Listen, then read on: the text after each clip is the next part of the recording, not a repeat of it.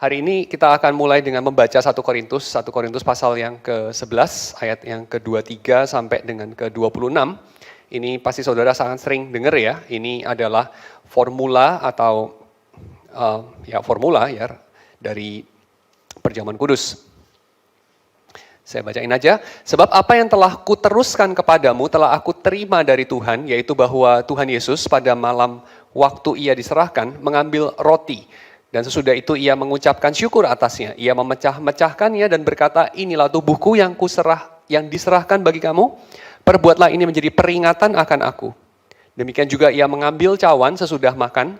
Lalu berkata, cawan ini adalah perjanjian baru yang dimeteraikan oleh darahku. Perbuatlah ini setiap kali kamu meminumnya menjadi peringatan akan aku. Sebab setiap kali kamu makan roti ini dan minum cawan ini, kamu memberitakan kematian Tuhan sampai ia datang. Oke, jadi Tuhan Yesus menyuruh murid-muridnya untuk melakukan suatu ritual. Ritual ini punya konotasi yang mungkin kurang bagus. Kita seringkali berdoa, Tuhan tolong supaya apa yang kami akan lakukan ini tidak menjadi ritual. Sering dengar itu ya. Tolong supaya hari ini tidak menjadi sekedar rutinitas. Nah kalau sekedar rutinitas, sekedar ritual itu sih oke ya. Karena sekedar ritual berarti cuma kayak pengulangan tanpa arti. Tapi jangan salah, ritual atau rutinitas itu penting dalam hidup kita.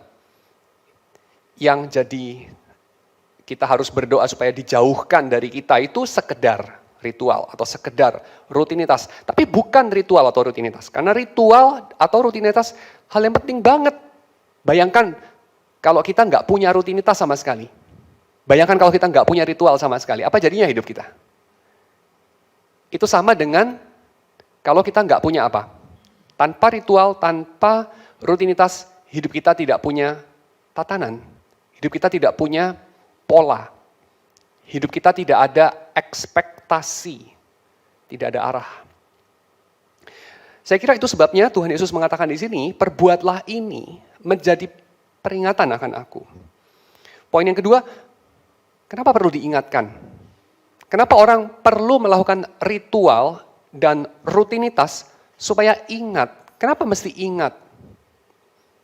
Coba kamu pikir, memangnya kalau kamu nggak merayakan perjamuan kudus, let's say 6 bulan, terus kamu jadi lupa ya bahwa Yesus pernah memberikan nyawanya bagi kamu? Enggak juga kan? Kalau enggak merayakan perjamuan kudus tahun gimana? Lupa enggak? Enggak lupa juga kan? 3 tahun gimana? Enggak lupa juga kan? 30 tahun gimana? Enggak lupa juga kan? Betul? Tapi kenapa perlu dirayakan? Dalam beberapa tradisi gereja, tiap minggu bahkan. Dalam tradisi gereja yang lain 1 bulan, dalam tradisi gereja yang lain tiap 3 bulan, atau tiap 6 bulan, dan seterusnya. Kenapa perlu ada rutinitas, ritual itu? Jadi saya kira kalau kita mengerti peringatan, mengingat-ingat hanya dalam artian biar nggak hilang informasinya, saya kira otak kita ini punya kemampuan menyimpan yang cukup lama, hampir sama lamanya seperti hard disk kayaknya ya. Hard disk itu juga nggak pernah diakses 6 bulan kayaknya nggak jadi hilang datanya kan ya. Bener nggak? Otak kita ini nggak diakses 6 bulan juga nggak hilang kok datanya. 6 tahun juga nggak hilang, mungkin 60 tahun juga masih ingat. Jadi oke, satu hal, biar nggak lupa, satu hal. Tapi saya kira ada level yang lebih mendalam, ada level yang lebih signifikan, lebih tebal, daripada sekedar kagak lupa secara informasi. Dan ini terkandung di dalam ungkapan orang Jawa, eling. Pernah dengar istilah itu kan ya? Eling Pak, eling. Eling. Eling itu dikatakan kepada orang yang benar-benar lupa informasinya apa enggak sih? Pak, eling, ingat. Kamu itu hanya manusia saja, misalnya gitu ya. Eling, kamu itu mortal, bukan Tuhan. Mortal, artinya kamu itu hari demi hari berjalan menuju kuburan. Ujung kamu itu mati dimakan cacing. Eling Pak, atau kita orang Kristen. Setelah mati kamu ada pengharapan akan kebangkitan. Eling itu, gitu ya. Nah itu apakah karena kalau nggak diingatkan terus lupa gitu? Kalau nggak di-refresh datanya hilang? Enggak kan? Datanya nggak hilang kan? Kalau nggak di-refresh, informasinya nggak hilang kan? Kamu bernyanyi, berdoa tiap hari Minggu ikut kebaktian agar ingat akan Tuhan katanya. Loh, kalau nggak kebaktian memang jadi lupa akan Tuhan. Enggak kan? Enggak secara informasi. Tapi barangkali iya, lupa secara yang lain. Apa itu yang lain? Nah di sini saya mengajak kita untuk memikirkan satu istilah anamnesis. Ya, anamnesis adalah salah satu bagian pada liturgi perjamuan kudus atau ekaristi yang berisi penghadiran kembali peristiwa masa silam ke dalam masa kini, sedemikian rupa sehingga umat yang merayakan ekaristi itu istilah yang lazim dipakai dalam gereja Katolik Roma, tetapi saya kira kita juga bisa pakai istilah itu juga, karena artinya sekedar mengucap syukur, atau ucapan syukur, dapat mengalami secara nyata peristiwa masa silam tersebut. Jadi anamnesis adalah penghadiran kembali. Apa itu penghadiran kembali? Ya, bikin yang tadinya itu nggak hadir karena sudah lewat, adanya di masa lampau, 2000 tahun yang lalu terjadi, sekarang jadi hadir lagi, sekarang jadi muncul lagi pada masa kini. Dan itu penting kenapa? Agar kita bersama-sama boleh mengalami dengan nyata. Mengalami sendiri pada saat ini, sesuatu yang dulu terjadi. Menurut tata perayaan Ekaristi Gereja Katolik versi tahun 2005, ada 6 rumusan aklamasi anamnesis. Saya cepat aja. Mereka mengatakan imamnya, marilah menyatakan misteri iman kita, lalu umat menyambut wafat Kristus kita, maklumkan kebangkitannya kita rindukan, dan kedatangannya kita rindukan. Jadi wafatnya, kebangkitannya, kedatangannya. Ini semua diambil dari Alkitab ya. Lakukan ini menjadi peringatan akan apa? Akan aku. Apa itu aku yang diperingati? Ya kematianku, kebangkitanku, dan kedatanganku kembali. 3 hal ini. Dihadirkan kembali supaya umat mengalami sebagai realitas pada masa kini. Kalau tadi menyatakan misteri iman kita, sekarang yang bagian kedua, marilah mewartakan harapan iman kita. Apa isi pengharapannya? Kristus yang telah wafat, bangkit, dan akan kembali. Masa lampau dan masa depan. Pada bagian yang ketiga, marilah mewartakan misteri iman kita, ya. Dan apa yang diingat di sana dalam sambutan umat di situ disebutkan, Yesus Tuhan kami dengan wafat engkau menghancurkan kematian. Mengingat bukan supaya nggak lupa, bukan supaya informasinya nggak hilang, karena itu semua ada di Alkitab tinggal dibaca lagi, tetapi supaya hadir pada masa kini, supaya hadir sebagai pengalaman kita yang ongoing, bahwa lewat kematian Yesus, Yesus menghancurkan kematian. Lewat kebangkitan Yesus, Yesus memulihkan kehidupan, dan lewat janji akan datangnya kembali, Dia memberikan pengharapan bahwa kemuliaan dari segala yang ada akan kembali. Satu hari kelak, kemuliaan dari segala yang ada akan kembali. Pada baris yang keempat, setiap kali kita makan roti ini dan minum dari piala ini, kita menyatakan iman kita. Lalu umat menyambut, wafatmu kami kenang, ya Tuhan yang bangkit mulia, datanglah umatmu menanti penuh iman dan harapan. Selalu itu ya, masa lampau, masa depan. Itulah bentuk utama daripada anamnesis. Agunglah misteri iman kita, lalu umat menyambut, Tuhan engkau telah wafat, Tuhan sekarang kau hidup. Sekarang kau hidup, engkau telah wafat dan sekarang engkau hidup. Itu perlu orang bilang ya, perlu di-upload ke short term memory kita, ke RAM kita, random access memory kita, atau maybe ke cache memory kita kalau pakai istilah yang lebih tepat ya. Memori yang operatif. Kamu pernah nggak sih kayak perlu bikin public speaking gitu, kayak khotbah atau bawa NPA atau khotbah di KKR regional atau apapun gitu ya. Pernah ya, mungkin pernah, mungkin nggak juga, tapi mungkin sebagian pernah. Kamu ada catatannya nggak? Ada kan? Udah bikin catatannya ya, sebelum public speaking. Sebelum benar-benar bicara di depan umum dibaca lagi nggak itu catatan? Dibaca kan? Ngapain dibaca? Uang ada di situ dan ditulis di situ dan kertasnya ada di depan kamu, ngapain dibaca sebelum dibaca lagi di depan orang itu? Supaya upload kan ke memori pendek kamu. Kenapa perlu upload di situ? Lebih cepat makainya, lebih gampang pakainya. Kalau ada di situ, padahal ada di sini juga. Tapi kalau di sini kan lama ya, mesti lihat lagi, baca lagi gitu kan. Dan seterusnya. So, ini yang dilakukan dalam anamnesis. Di-upload ke memori jangka pendek kita. Bahwa Tuhan telah wafat, tapi sekarang dia hidup. Itu perlu terus di-upload ke situ. Karena kita perlu terus mengalaminya. Karena kita nggak perlu cuma satu kali mengalaminya. Kita perlu berkali-kali mengalaminya. Mirip seperti apa ya? Mirip seperti ini mungkin.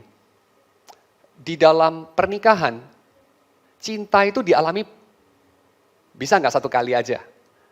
Sewaktu cincinnya diselipkan di jari itu di depan pendeta. Sewaktu dicium pertama kali di depan jemaat.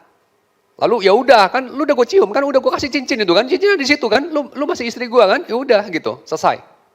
Enggak kan ya? Tapi diupload, diingatkan hari demi hari. Supaya apa? Supaya dialami. Supaya ada re-experiencing. Supaya ada kebalikan daripada ini. Retraumatisasi. Pernah dengar istilah itu ya? Retraumatisasi. Orang kalau trauma, misalnya trauma apa itu? Perang. Ikut perang, lalu ada bom meledak di samping dia, teman dia badannya hancur, orangnya masih hidup, lalu kemudian kesakitan, menjerit-jerit, dia masih gendong temannya itu, keluar dari medan perang, desingan peluru, dia trauma. Orang itu pulang perang bisa ngigo terus gitu ya. Karena traumatis perang itu, selalu traumatis. Dan apa yang terjadi kalau kemudian dia mencium aroma mesiu time to time, melihat film perang time to time, apa yang terjadi? Mencium sesuatu yang terjadi pada medan perang yang itu, yang traumatis itu. Nggak tahu apa, misalnya aroma bakso gitu ya, sebelum gerobak baksonya ditembakin atau granat meledak di tepi gerobak bakso lalu dia mati atau temannya mati. Kalau dia mati sih nggak bisa inget ya, temannya mati maksudnya. Dan seterusnya. Hal-hal itu melakukan retraumatisasi kepada dia. Dia trauma lagi, dia terluka lagi, kan begitu ya. Tetapi yang terjadi di dalam anamnesis, bukan retraumatisasi, tapi satu pengobatan lagi daripada luka itu, luka yang kita alami sebagai manusia di dalam dosa kita. Dan itu perlu dilakukan berkali-kali. Sama seperti kalau trauma terjadi berkali-kali, maka lukanya bisa permanen, kalau bisa cacat secara kejiwaan. Demikian kalau penyembuhannya terjadi berkali-kali. Kamu bisa sembuh loh, kamu bisa sembuh. Dan itu memang perlu dilakukan berkali-kali. Ke dokter aja berapa kali ya? Bener gak sih? Kamu kalau nggak tahu lah apa gitu, operasi usus gitu, operasi jantung gitu, operasi nggak tahu otak gitu ya. Perlu berkali-kali ke dokter kan, nggak cuma sekali terus baik gitu kan. Apalagi ini urusannya adalah totalitas diri kamu. Dalam artian tadinya kamu itu bukan hanya sakit, tapi udah jadi bangkai. Udah jadi bangkai. Dihidupkan oleh Tuhan. Klep, kamu hidup. Ya. Sekali Tuhan menghidupkan kamu, kamu hidup. Tapi seperti kita tahu ya, orang itu kayak disetrum-setrum gitu terus hidup lagi. Pernah kan lihat di TV itu ya, orang disetrum-setrum itu terus udah mati, jantungnya udah tet gitu ya. Terus hidup lagi gitu. Ini kan sering lah terjadi ya. Kayak saya kemarin nonton satu cerita, sekelompok anak muda naik kano di musim semi di Denmark kalau tidak salah, ber-12. Lalu kanonya kebalik. Dan musim semi masih dingin, airnya 2 derajat Celcius. Lalu nggak ada siapa-siapa. Lalu berenang ke tepian itu perlu kayak ya berapa ratus meter. Akhirnya ada satu anak itu berhasil berenang ke tepian. Tapi kemudian ya udah dia jalan berapa langkah udah nggak kuat lagi dia jatuh. Teman-temannya banyak yang tenggelam gitu. Sampai akhirnya kemudian ada orang lewat terus nolongin. Akhirnya 12-12-nya itu setelah 2 jam nyampe di rumah sakit. Kondisinya itu beku kayak batang pohon. Jantungnya udah berhenti 2 jam yang lalu. Terus dokternya kayak untung-untungan deh diangetin 1 jam naikin 1 derajat Celcius gitu. 12-12-nya hidup. Langsung berfungsi nggak? Yuk main tenis gitu ya, main bola. Enggak lah. Nginep dulu di ICU gitu, nginep dulu di rumah sakit gitu kan. Tapi akhirnya berfungsi loh, 12-12-nya. Normal, sekolah lagi, normal. Dari bangkai, jadi orang hidup. Dan angkanya 12 lagi ya, kayak 12 murid Yesus. So, apa yang harus dilakukan? Cuman sekali gitu, ikut KKR, bertobat. Udah, lu berfungsi, besoknya jadi rasul gitu. Enggak lah, perlu berkali-kali. Terluka aja perlu berkali-kali, sampai lu cacat. Apalagi sembuh, perlu berkali-kali. Dan berkali-kalinya itu terjadi salah satunya adalah ketika kita melakukan apa yang dianjurkan oleh Tuhan kita. Lakukan ini untuk mengingat akan aku. Lakukan ini untuk upload informasi itu. Agar masa lampau yang sudah hilang. Karena masa lampau ya sudah berlalu ya. Peristiwanya sudah nggak ada seperti Robin Collingwood bilang. Sejarawan itu tidak menyelidiki masa lalu. Kenapa? Masa lalu ya udah gak ada lah. Masa lalu ya udah hilang. Udah lewat dia kan. Bukit Golgota kemana? Udah gak ada. Kalau masih ada ya udah lain fungsinya dan apanya. Sudah gak ada. Masa lalu itu sudah gak ada. Tapi masa lalu itu masih ada. Sudah gak ada tapi masih ada. Kenapa bisa masih ada? Karena diupload terus sama murid-murid Tuhan kan. Karena murid-murid Tuhan menghidupi ini terus. Melakukan anamnesis, menghadirkan masa lampau, sehingga yang lampau bisa menjadi nyata dan dialami pada masa kini. Apa yang lampau dan menjadi nyata dan terus-menerus kita alami? Bahwa Tuhan telah wafat, tapi sekarang dia hidup. Perhatikan wafatnya itu dulu, tidak menjadi wafat lagi sekarang, enggak. Tuhan Yesus nggak mati berkali-kali. Tapi kita perlu mengingatnya terus. Termasuk apa yang belum dia lakukan, yaitu datang kembali. Lalu pada bait yang ke-6, imamnya bilang sungguh agung misteri iman kita dan umat menyambut Tuhan penebus dunia dengan salib dan kebangkitanmu, engkau membebaskan manusia. Ini juga perlu diingatkan terus bahwa Tuhan membebaskan kita. Bukan kita itu mencari-cari makna hidup terus, atau kita mencari-cari solusi terus bagi dunia ini. Atau kita terus-menerus bersikap pesimis dan apatis dan sinis terhadap kehidupan. Tapi yang perlu kita lakukan adalah kita mengingat apa yang Tuhan sudah lakukan bagi kita. Yaitu Tuhan membebaskan manusia. Sudah nggak bisa diubah lagi, Tuhan sudah melakukannya. Tapi kita perlu mengingatnya terus. Dan kita perlu mengingat juga yang ketiga, yang di masa depan. Yaitu agar kami, umatmu, mengalami keselamatan itu dengan penuh. Menghadirkan masa silam ke dalam masa kini sebagai pengalaman nyata, itu yang dialami. Dan kita sekarang masuk kepada mengalami waktu ya. Nanti kita akan bicara mengenai waktu karena bicara ingatan sangat berkaitan erat dengan waktu. Kita digress sedikit, menyimpang sedikit, kita bicara waktu itu sendiri. Gimana sih kita merasakan waktu? Kita mengalami waktu itu pakai apa? Kita mengalami beberapa hal dalam hidup kita mengalami jarak ya. Gimana orang mengalami jarak? Ukur jarak pakai apa? Pakai mata kan ya. Jarak dari tembok itu ke sana, kita pakai mata gitu kan. Mengalami berat gitu. Gimana? Ini berat ya. Ini lebih berat. Ini lebih ringan. Pakai otot. Bunyi. Gimana kita ukur? Ya, pakai decibel meter kalau zaman sekarang. Tapi secara lebih simpel pakai kuping aja ya. Mengalami suhu pakai kulit. Tapi mengalami waktu itu pakai apa? Mengalami waktu itu pakai organ apa? Mata, mata, otot, atau kuping, atau kulit. Bukan ya. Mengalami waktu itu pakai ingatan. Pakai ingatan. Agustinus, dia mengatakan, perhaps it might be said rightly that there are 3 times, ya, 3 jenis waktu. A time present of things past. Perhatikan di sini, a time present of things past. A time present of things present. And a time present of things future. Jadi kita itu tidak pernah mengalami masa lampau per se. Masa lampau sebagai masa lampau. Gak pernah lah, lawang itu sudah lampau ya. Ya kecuali masa lampaunya kita lah. Tapi masa lampaunya kita tidak kita alami pada dirinya sendiri, pada masa kini, pasti enggak. Masa lampau kita itu kita alami pada masa kini sebagai masa lampau yang hadir pada masa kini. Masa depan, apalagi, kan belum ada ya, bagaimana mengalami masa depan. Kecuali kamu punya mesin waktu pindah ke masa depan, itu bisa mengalami masa depan. Tapi pada masa kini, kamu mengalami kehadiran masa depan di masa kini. Gitu ya. Jadi kita itu selalu mengalami apa? Dalam batin kita, dalam jiwa kita. Kita itu mengalami ketiganya. Dalam jiwa kita itu selalu hadir ketiganya. Itu bagian dari pengalaman hidup sebagai manusia. Kita membawa kemana-mana itu. Masa lampau, masa depan, dan masa kini. Dalam batin yang sama.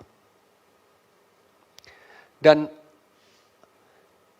waktu yang lampau kita alami sekarang lewat ingatan. Waktu yang sekarang kita alami sekarang lewat pengalaman langsung. Lewat panca indera.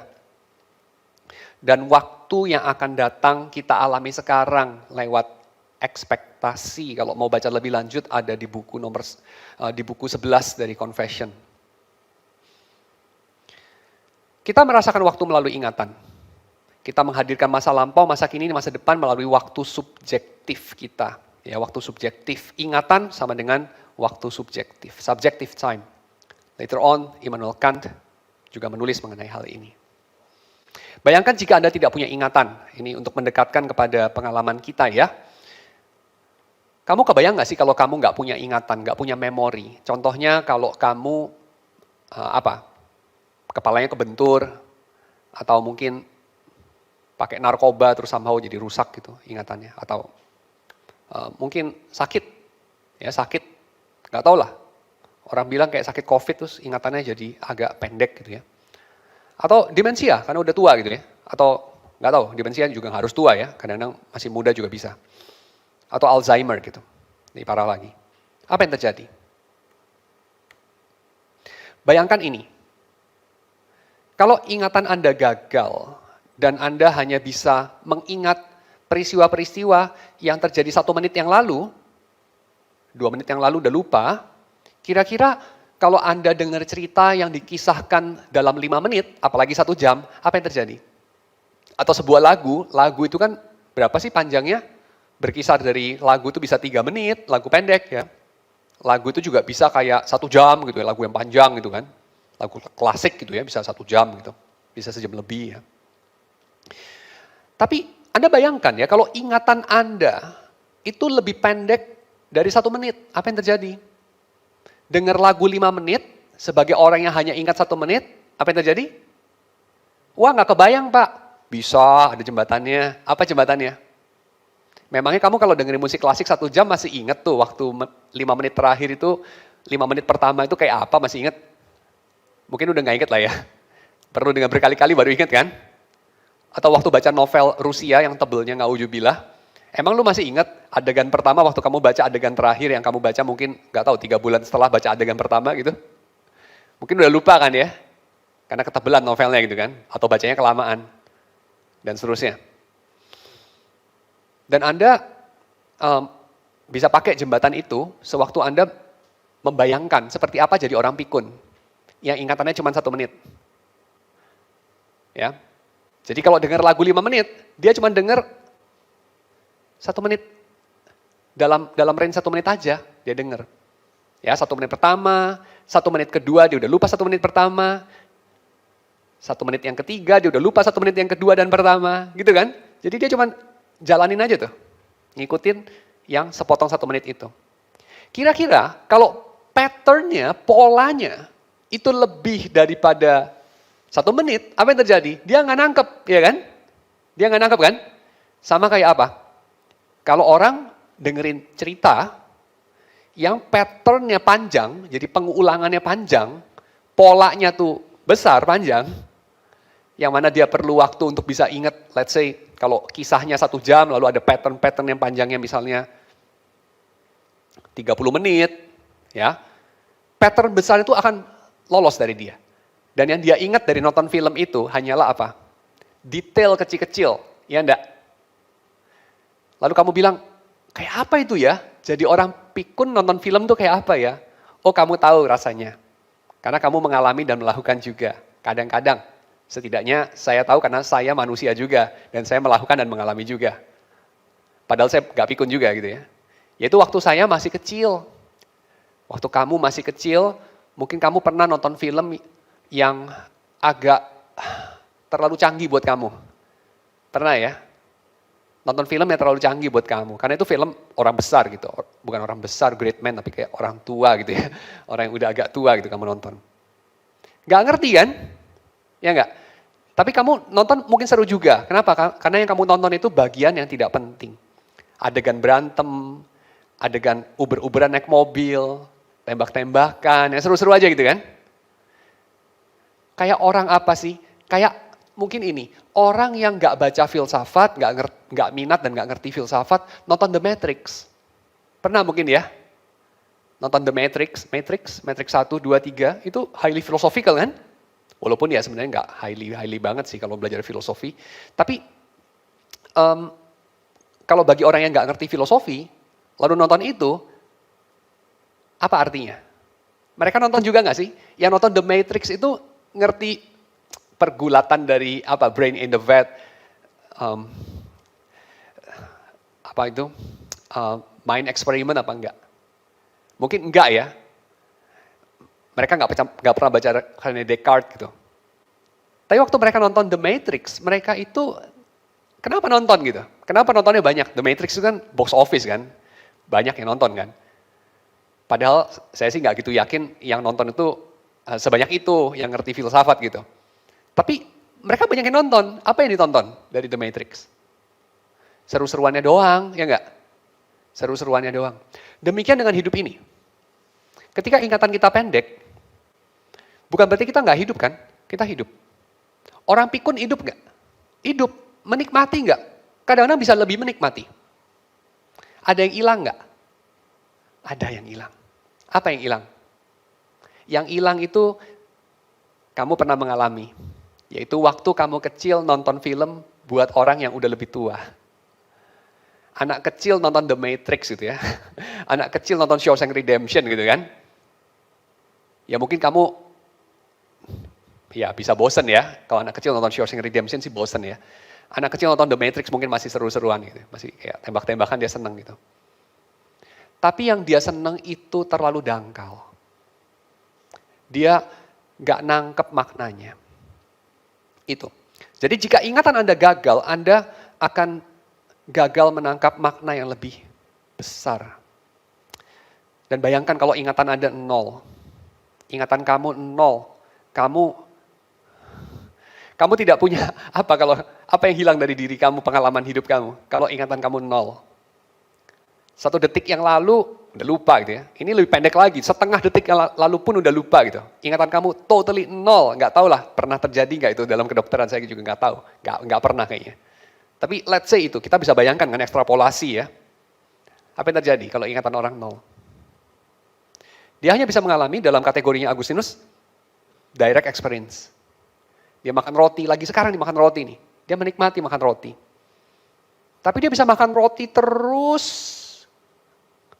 Karena dia lupa itu ya, dia nggak pernah sense itu, dia makan rotinya udah ke 10 kali gitu ya. Dia nggak sense itu kan, dia makan terus kan. Dia hanya berhenti karena dia mungkin merasa enak gitu, atau dia kekenyangan atau apapun, atau rotinya habis. Tapi basically, dia tidak ingat apa yang dia pernah lakukan. Dan hidupnya juga nggak ada arah, karena dia nggak ada ekspektasi juga. So, itu yang terjadi kalau ingatan kita 0 detik. Tanpa ingatan, waktu tidak berarti, musik tidak berarti, kisah tidak berarti. Sama seperti warna tidak berarti bagi orang buta. Atau nada bagi orang tuli. Atau aroma bagi orang yang kena COVID ya. Tanpa ingatan tidak ada pengalaman waktu dan identitas dan kisah hidup. Nggak ada itu semua. Nggak ada kesadaran diri yang sinambung. Kesadaran diri sinambung ini apa sih? Kesadaran diri sinambung ini ya itu, identitas. Kamu itu kamu kan? Kamu itu berubah gak sih? Kadang-kadang kita pakai istilah itu kan. Kalau ketemu teman lama, masih sama aja loh gitu kan. Tapi kadang-kadang ya, kita dengar biasanya dari orang lain. Dia udah berubah sekarang. Udah lain dia. Udah lain ini bisa negatif, bisa positif gitu ya.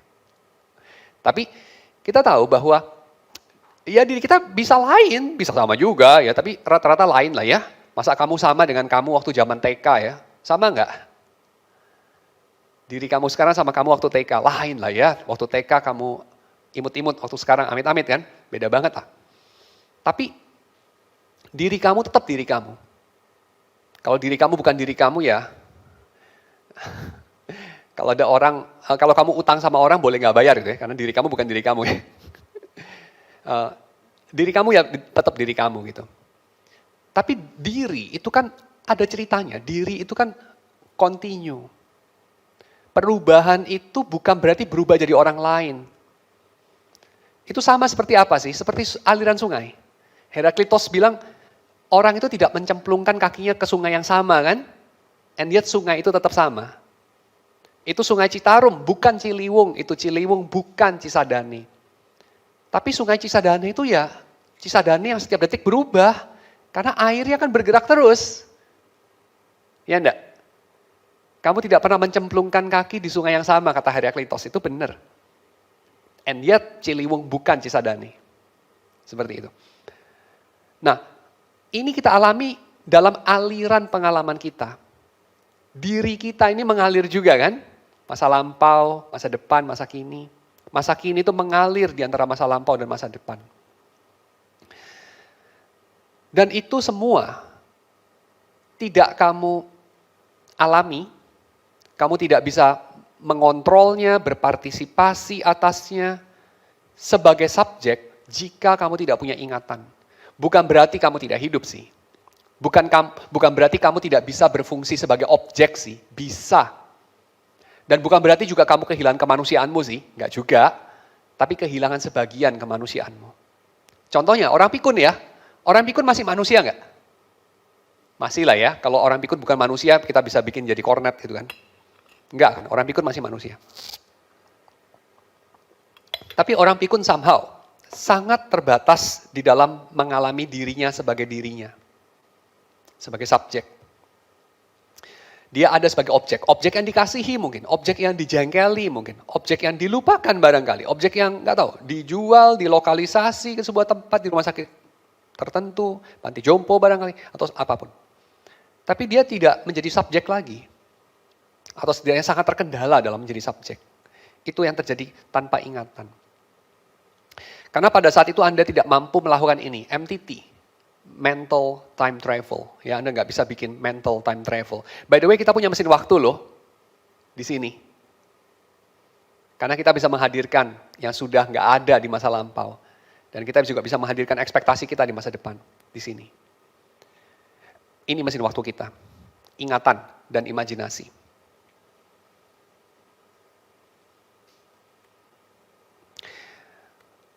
MTT terjadi lewat ingatan dan pengharapan, dan lewat ingatan kita menghadirkan kembali masa lampau dan masa kini, pada masa kini, demikian lewat pengharapan kita membayangkan masa depan agar hadir pada masa kini. Masa lampau yang diingat bukan peristiwa masa lampau sejati tentu, ini sudah dijelaskan panjang lebar sama Robin Collingwood, tapi kalau demikian untuk apa kita mengingat? Untuk apa kita mengingat akan Yesus? Untuk apa kita mengingat akan pekerjaan Tuhan di masa lampau? Jawabannya adalah untuk memahami orientasi dan arah pada masa kini. Demikian sebaliknya, kita mengingat masa lampau itu seturut bagaimana kita mengharapkan masa depan juga. Jadi ini terjadi dua arah ya. Kita mengingat masa lampau untuk kita menyetir atau mengarahkan kekinian kita. Tapi kita juga sebaliknya mengingat masa lampau seturut pengharapan yang kita miliki di masa depan. Dan bukankah kekristenan itu salah satu sebutannya yang paling tua adalah pengharapan. Petrus misalnya mengatakan, siap sedialah dalam segala waktu untuk memberikan jawaban atau pertanggungjawaban atas apa yang engkau harapkan, ya, atas pengharapan kamu, gitu. Kekristenan pengajaran, ya, pengajaran Kristen, gitu ya. Tapi kita harus memahami bahwa kekristenan itu barangkali bukan barangkali, sudah pasti akan kita memahami secara sangat kurang, ya, akan sangat terdistorsi kalau kita memahaminya cuma sebagai pengajaran. Tapi kita orang Kristen seringkali fokusnya di situ, ya, pengajaran, ngajari. Panggilan karena kita memiliki pengajaran adalah ngajari. Makanya orang Kristen itu sering tampil menggurui, ngasih tahu, mengoreksi. Penting itu semua.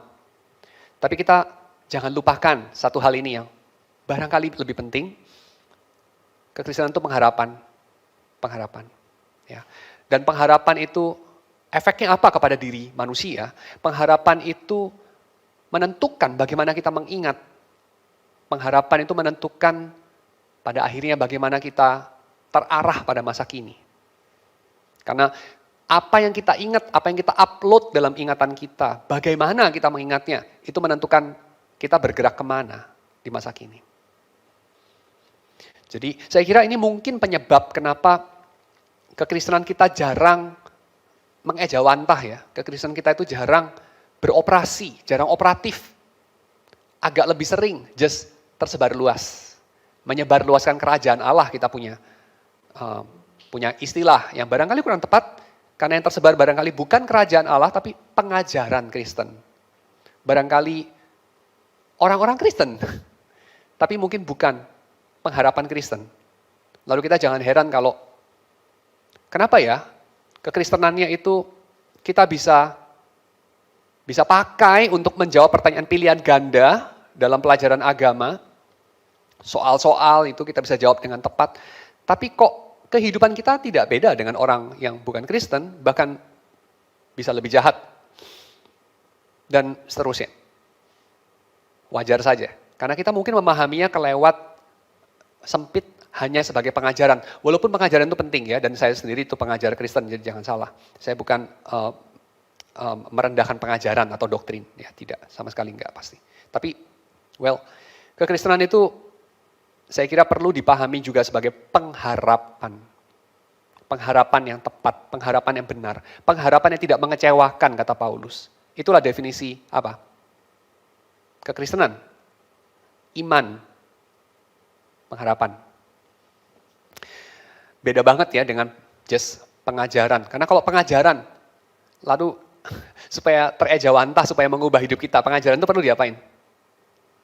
Dipraktekkan, kan gitu ya. Maka kita menghidupi kekristenan 2 tahap. Tahapan 1, belajar.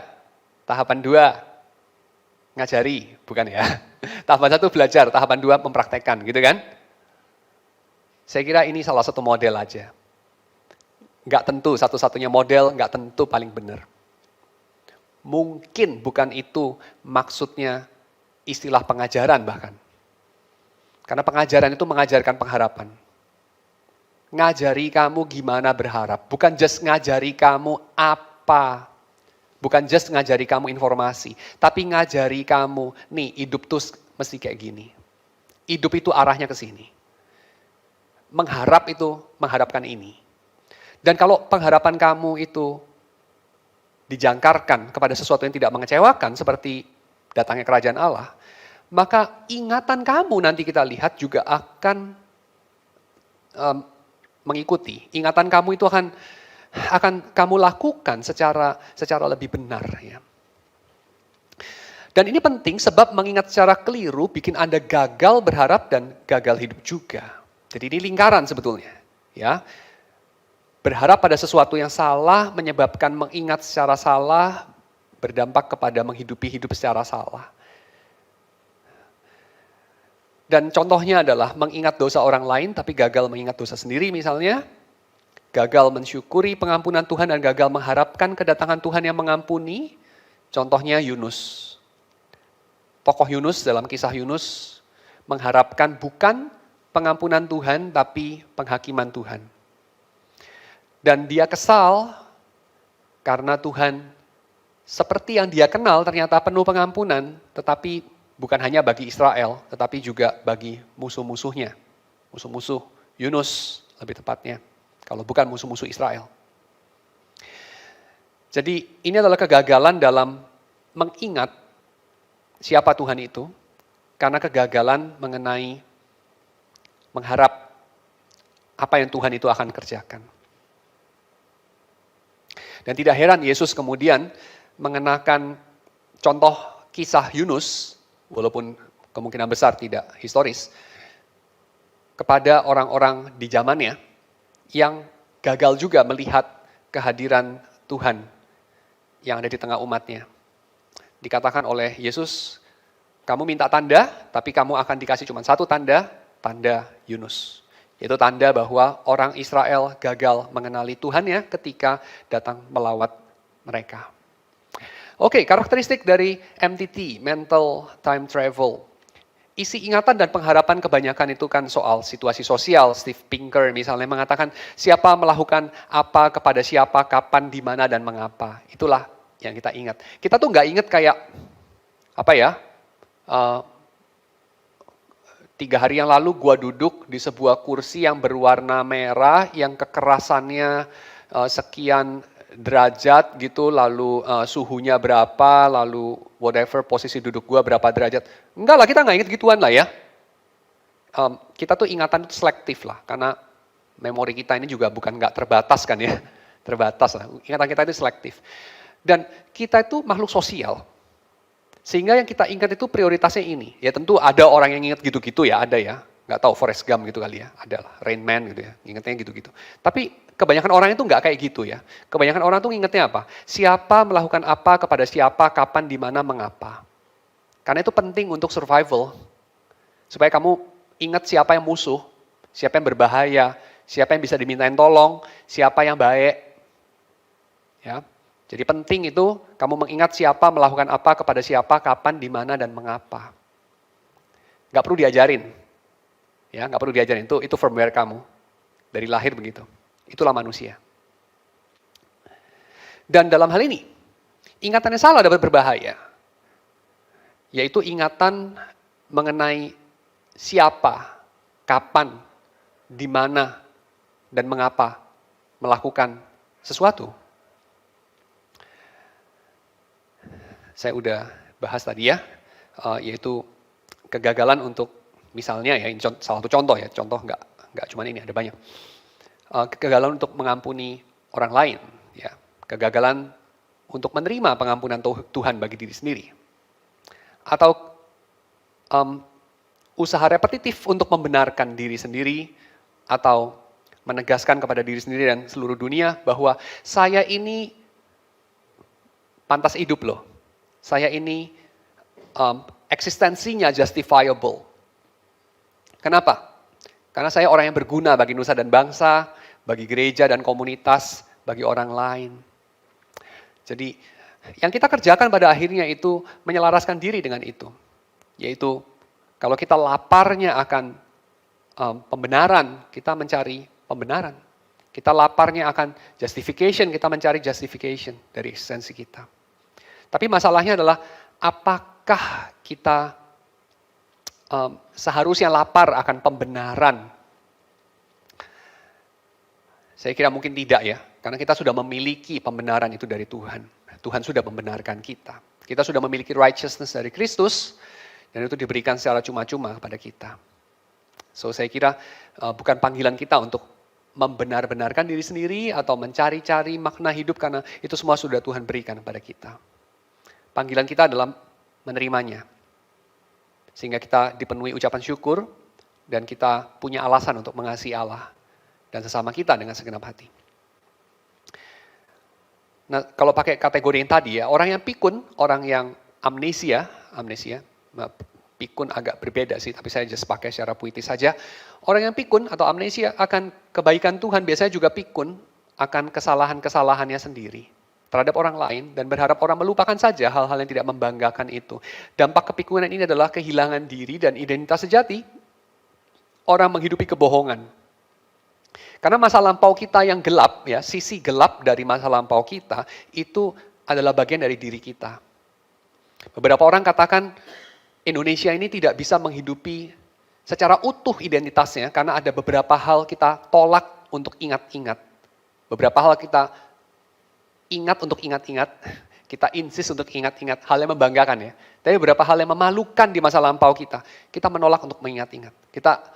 Kita ingin melupakannya dan kita berharap orang melupakannya. Khususnya beberapa kelompok orang yang kuat itu insist akan hal itu agar kita lupa. Kita lupakan saja hal-hal memalukan yang terjadi di tahun-tahun tertentu dalam republik ini. Tapi kalau kita melakukan itu, kita akan menghidupi kebohongan ya. Dalam identitas kita, itu akan menghambat kemajuan kita. Kegagalan mengintegrasikan masa lampau seutuhnya, ya, bukan hanya masa lampau yang diseleksi, masa lampau yang dipoles apalagi ya, masa lampau yang cuma dipilih bagus-bagusnya kayak foto-foto di IG kita. Kegagalan untuk mengintegrasikan masa lampau seutuhnya, ini akan berdampak pada kegagalan menghidupi masa kini secara otentik. Dan kegagalan mengharapkan masa depan tanpa takut. Karena hal yang gelap-gelap, memalukan dan menakutkan di masa lampau yang kita repress akan bangkit dalam mimpi-mimpi buruk kita. Akan bangkit dalam kekhawatiran kita. Dan ya, ada satu nama untuk itu. Yaitu kita mungkin tidak mengalami pengudusan ingatan. Kamu mungkin akrab dengan istilah pengudusan emosi, mungkin kamu juga akrab dengan pengudusan karakter atau pengudusan doktrinal gitu kali ya, atau pengudusan kelakuan gitu ya. Tapi saya memperkenalkan istilah pengudusan ingatan. Ya. Ingatan itu perlu dikuduskan juga. Apa itu dikuduskan? Bukan dibersihkan ya. Kalau pengudusan ingatan adalah pembersihan, kamu perlu itu. Device yang dimiliki Man in Black, cepret, lupa semua, amnesia ya. Bukan. Pengudusan ingatan itu bukan pengosongan ingatan, bukan. Pengudusan ingatan itu adalah kamu diberikan keberanian untuk mengingat seutuhnya, dan kamu diberikan kekuatan untuk boleh mengingat dengan benar. Apa itu mengingat dengan benar? Tapi sebelumnya kita lihat dulu negatifnya ya. Kegagalan dalam pengudusan ingatan ini adalah penyebab daripada penyebab dari banyak peperangan, kebencian, iri hati, dan segala racun kehidupan lain yang bertunas, berakar dan berbuah di dalam batin kita, dalam hati kita atau dalam jiwa kita gitu ya. Kalau pakai istilah yang spesifik, dalam mental time travel kita. Kita ini kan putar video terus nih di kepala kita. Putar video mengenai gua ini siapa, dan gua ini siapa masa lalu. Dan apa yang saya harap dalam masa depan saya, ekspektasi. Dan video itu, ya, disitulah bertunas, berakar, berbuah, dipupuki, disirami tiap-tiap hari. Kalau kita melakukan dengan salah, kalau kita mengingat secara salah, akan kita pupuki dan kita sirami dan akan bertunas dan berakar semakin besar tiap-tiap hari. Kebencian, iri hati, peperangan, dan segala racun yang lain. Tapi kalau kita mengingat dengan benar, mengenai apa dilakukan oleh siapa, kepada siapa, kapan, di mana, dan mengapa, maka saya kira akan muncul buah-buah dari tindakan penyelamatan Yesus. Akan muncul buah-buah dari pekerjaan Roh Kudus merestorasi diri kita. Munculnya itu mulai dari, wait for it, lo and behold, mulai dari jiwa kita. Itu yang namanya penyelamatan Tuhan. Tuhan menyelamatkan jiwamu, bukan cuman kayak Tuhan menyelamatkan kamu kalau udah mati nanti nggak perlu masuk neraka. Bukan. Jiwamu itu kan sekarang ini juga sudah ada kan? Sekarang ini kamu punya jiwa kan? Masa baru nanti udah mati terus baru ada jiwa? Enggak kan? Spekulatif. Karena kematian itu seperti dikatakan Romo Franz Magnus, kayak tembok aja, temboknya itu. Harry Potter punya stasiun itu ya. Kamu tabrak, sudah itu kamu pergi ke seberangnya. Dan orang yang di sebelah sini nggak tahu di sana ada apa. Alkitab juga nggak ngomong kan di sana ada apa. Cuman ngomong dalam bahasa simbol lah ya. Tapi nggak ngomong itu kayak apa itu di situ. Jadi ya, namanya juga misteri. Lu mana bisa tahu kan? Ya, karena yang udah nyebrang ke sono nggak balik ke sini. Untuk kasih tahu kita ada apa di sana. So, ya. Saya kira kita kurang baik lah ya untuk menegakkan masa kini kita dengan di atas dasar spekulasi di balik tembok itu. Tapi satu hal yang kita tahu pasti, Tuhan mengerjakan sesuatu bagi masa kini kita. Tuhan mengerjakannya di masa lampau, dan gereja punya sarana untuk menghadirkannya di masa kini, supaya kita bisa mengalaminya di sini dan sekarang. Agar kita bisa mengingat dengan benar dan berharap dengan benar. Supaya kita bisa berorientasi dengan benar. Supaya muncul ini, penyelamatan jiwamu. Bukan nanti, ya nanti itu urusan Tuhan, tapi sekarang dan di sini. Kamu diselamatkan, jiwamu diselamatkan. Dari apa? Dari kematiannya. Orang itu diselamatkan, seringkali kita highlight satu hal saja, ini khususnya self-kritik kepada reformasi ya. Karena reformasi ini kan ya terjadi pada satu periode di abad 16 itu di mana perdebatan mengenai forensic justification itu kuat sekali. Dan saya akan mengatakan iya, sudah mengarah ke arah yang benar, perlu, sangat perlu reformasi. Tetapi saya kira kita tidak boleh melupakan sisi-sisi lain daripada justification toh ya. Karena justification bukan hanya kita itu dibenarkan dan diselamatkan dari murka Tuhan saja. Saya tidak mengatakan kita tidak diselamatkan dari murka Tuhan, tidak. Definitely saya tidak mengatakan hal seperti itu. Kita tentu diselamatkan dari murka Tuhan. Tapi problem hidup kita bukan hanya murka Tuhan. Ya. Bahkan murka Tuhan itu mungkin salah satu solusinya. Problem hidup kita salah satunya, yang lain selain murka Tuhan adalah ini. Kita ada di dalam dosa, itu problem kan? Kamu ada di dalam dosa, Tuhan gak murka, problem gak? Problem juga kan? Coba kamu pikir. Apakah problemmu hanyalah Tuhan murka atas dosamu? Enggak kan? Problemmu kamu berdosa kan? Coba bayangkan. Kamu berdosa, Tuhan kagak murka sama kamu, Tuhan tidak akan menghukum kamu, dia cincai-cincai. Tetap ada problem nggak? Kalau kamu konsisten bahwa problemmu hanya forensic things, ya hal-hal yang berkaitan sama hukum, ya buat kamu nggak ada problem. Karena mungkin ketakutan kamu juga itu saja, dihukum sama Tuhan. Tapi enggak loh, problem kita itu juga kita ini sakit. Kita ini sakit. Dan saya kira ini sesuatu yang bukan penemuan baru, karena ini sesuatu yang dihayati dalam gereja purba juga. Salah satu indikatornya kita bisa menjumpainya sebagai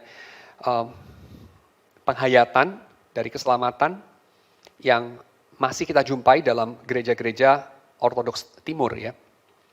Yaitu keselamatan sebagai kesembuhan, bukan kesembuhan dalam arti kayak sakit berat secara tubuh ya, kena COVID dibawa ke gereja terus ditumpangin tangan pendeta tuh sembuh, enggak lah ya, itu bukan, itu tradisi yang lain lah, bukan Ortodoks Timur. Ortodoks Timur lebih ke arah kesembuhan dalam arti kita ini sakit gitu, dunia ini sakit, ciptaan ini sakit. Sakit itu dalam pengertian apa? Tidak berfungsi secara normal sebagaimana Tuhan mencipta. Ada yang salah di sini.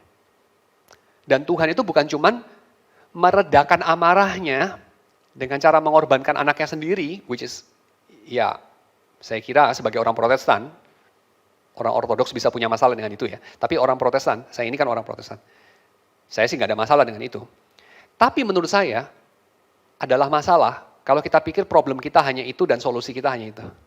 Atau lebih tepat, solusi yang diberikan Tuhan hanyalah solusi bagi kemarahan Tuhan. Nah itu saya kira problem ya. Karena problem kita bukan hanya kita dimarahi Tuhan.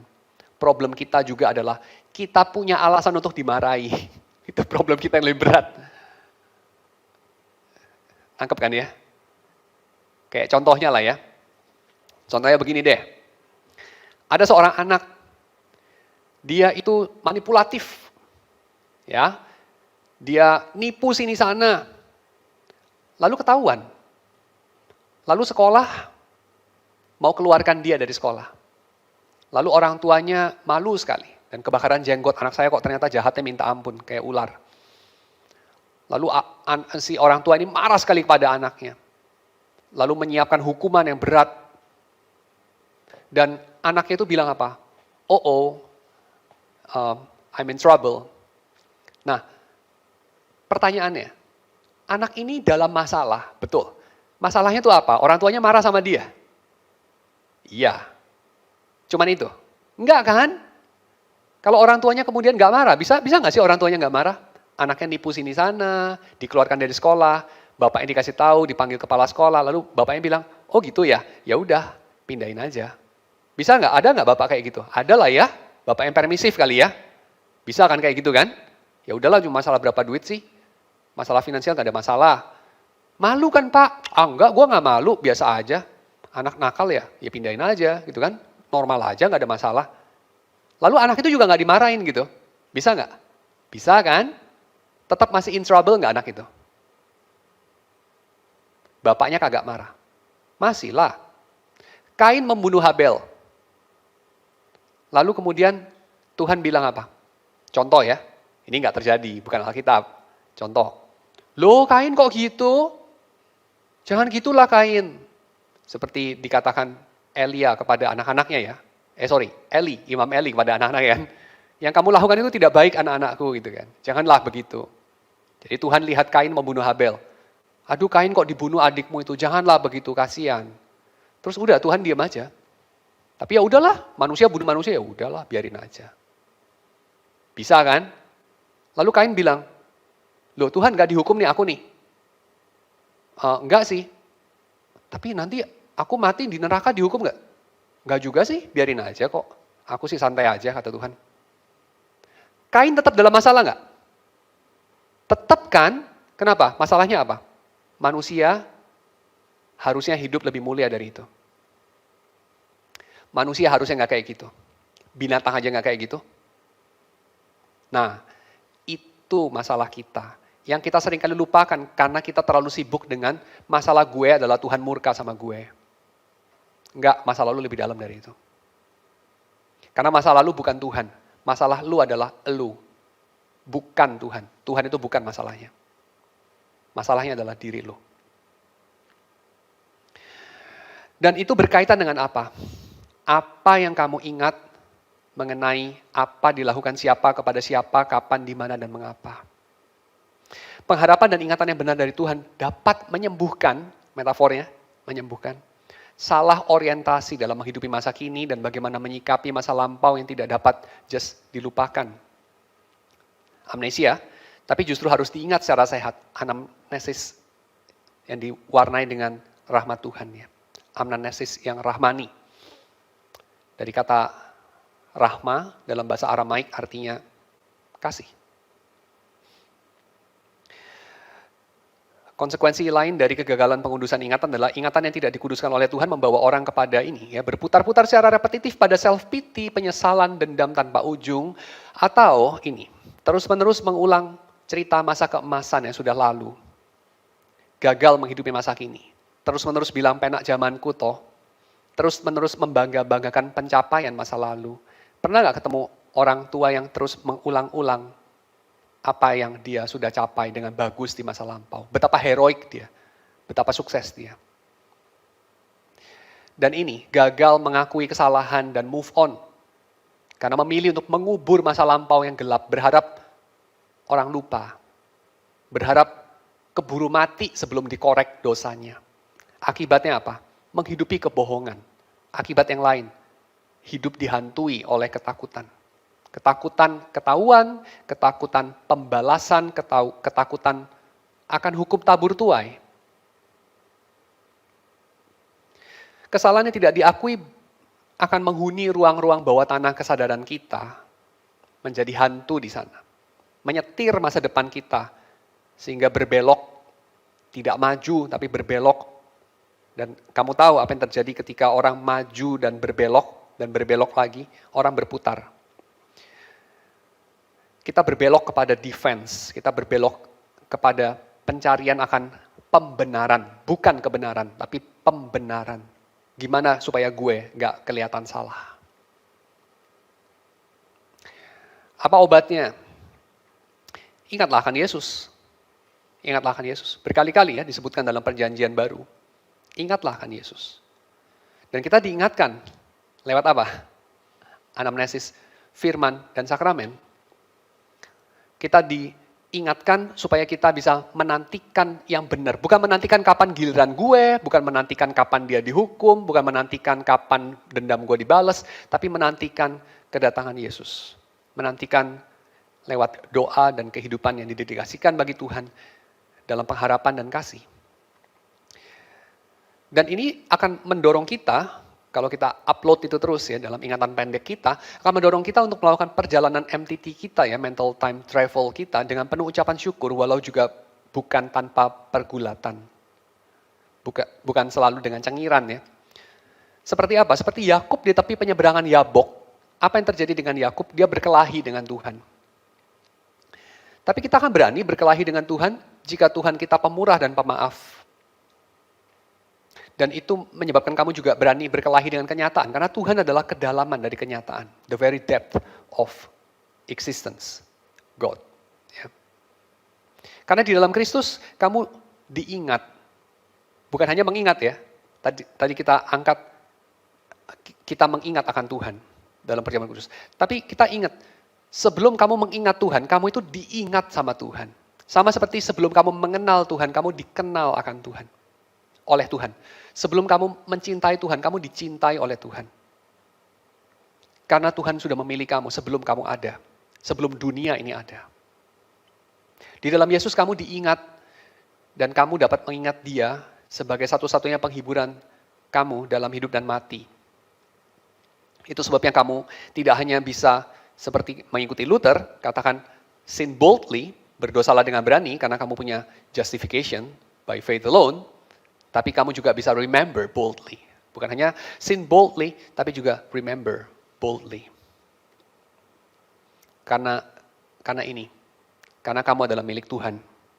Karena kamu milik Tuhan. Siapapun kamu, apapun yang terjadi padamu, dimanapun kamu, kapanpun itu terjadi, dan kenapapun itu terjadi, itulah satu-satunya penghiburanmu. Karena kamu milik Tuhan, despite of. Mari kita masuk dalam doa. Tuhan, kami bersyukur karena Engkau melakukan sesuatu di masa lampau, sehingga kami sebagai umat manusia di masa kini pun beroleh pengharapan dalam hidup ini. Kami beroleh keberanian untuk merangkul segenap sejarah hidup kami, karena kami memiliki Tuhan yang mengingat, memiliki Tuhan yang melihat, kami memiliki Tuhan yang juga mengasihi kami, despite of segala kebodohan kami, segala arogansi kami, segala sesuatu yang kami mungkin tidak sudi untuk mengingatnya, atau mengakuinya, atau kami bahkan berharap orang melupakannya. Tapi Engkau ya Tuhan bukan hanya mengingatnya, tetapi Engkau memberikan alasan untuk kami mengingatnya. Dengan penuh ucapan syukur. Bukan hanya dengan pemakluman, tetapi dengan menerima pengampunan-Mu. Kami bersyukur untuk segala yang Engkau kerjakan dalam Yesus. Kami bersyukur untuk pengharapan yang kami miliki, bahwa Yesus akan datang kembali. Kami bersyukur bahwa Engkau menggenggam dunia ini dalam tangan-Mu. Dan kami bersyukur bahwa Engkau memiliki kami dan bukan diri kami yang memiliki diri kami. Kami menyerahkan setiap anak-anak-Mu yang mendengar firman-Mu ini, kiranya Engkau yang telah membeli mereka dengan lunas, Engkau yang juga terus mengingatkan akan apa yang Engkau kerjakan di dalam Yesus. Sehingga realitas itu boleh kami cerap sepenuhnya, boleh kami syukuri sepenuhnya, dan kami boleh alami sepenuhnya dalam keberadaan kami di bawah matahari. Sehingga hidup kami ini boleh menjadi kesaksian bagi datangnya kerajaan-Mu. Sehingga komunitas kami boleh menjadi model bagi datangnya Shalom. Sehingga kehadiran gereja-Mu boleh menjadi agen perubahan dalam zaman kami. Terima kasih ya Tuhan, dalam nama Yesus kami berdoa. Amin.